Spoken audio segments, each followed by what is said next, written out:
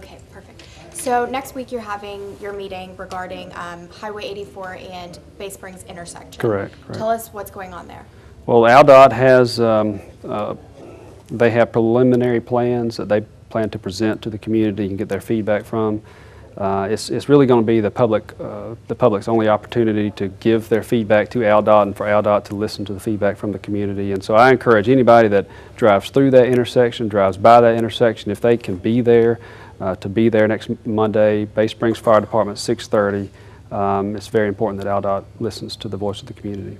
Talk about some of the issues at that intersection. There have been a tremendous amount of wrecks at that intersection over the past several years. I remember when I was in high school, one of my best friends got into a wreck at that intersection, and so it's a problem that has needed to be addressed for a while. There's been development in that area, more homes, more subdivisions, new stores that are at the intersection. I think all that, and it's just got a confusing traffic pattern, and you get people that are running late and trying to get to work, and mistakes happen. What are some of those changes? Traffic light, caution light? There's not going to be a traffic light. We have to meet federal requirements to qualify for a traffic light, and we're nowhere near that. So it's going to be, the plans that I've seen, they're going to restrict movement through that intersection in certain directions. So if you're driving northbound on Bay Springs Road, you won't be able to go straight across the intersection. You may have to go down and make a U-turn. And so, some people are going to be upset about that, and I understand that. And AlDOT's just trying to make it safer.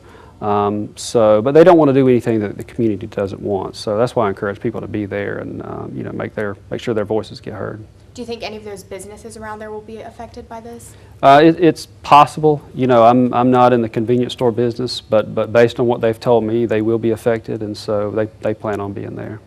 What kind of requirements is required to get a traffic light? I mean, you've already had multiple deaths there. Yeah, I don't know if accidents go into figuring out if go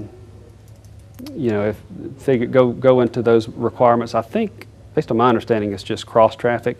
There's plenty of traffic coming down 84, but there's just not enough north and southbound traffic on Bay Springs Road, except for a few hours during the day that will qualify for a traffic light, and they're not going to put a 24-hour traffic light to solve a problem that really exists for about 2 hours. Was it the last fatality that happened there? Was that kind of what got AlDOT moving in this direction to try to make some changes? Because it's been a long time since. I think so, which is unfortunate. I asked for a traffic study to be conducted there before I took office, and they did one, and that's when I found out about the federal requirements and how we didn't meet it. But there has just been a string of accidents there, that being the most noticeable one, the one that got the most attention. And after that, and the subsequent accidents that have happened there, that's gotten my attention, Senator Harry Ann Smith's attention. And so, we've been talking to AlDOT, the Senator's been talking to AlDOT, Donnie Chastain has been talking to AlDOT, and I think, all this pressure that they're getting to do something, I think they, finally turned their attention to that intersection. What is the timeline you're looking at for this? We're going to hold the public information session this coming Monday, so 1 week from today. And after that, I'm sure they're going to go back and kind of digest what the people have told them. What I've heard, it could be as early as this summer that they would make some changes there.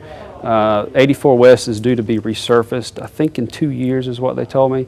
And when they do that resurfacing, whatever change they make, they'll actually make it permanent. Instead of putting up temporary barricades, they'll put up permanent concrete, barricades.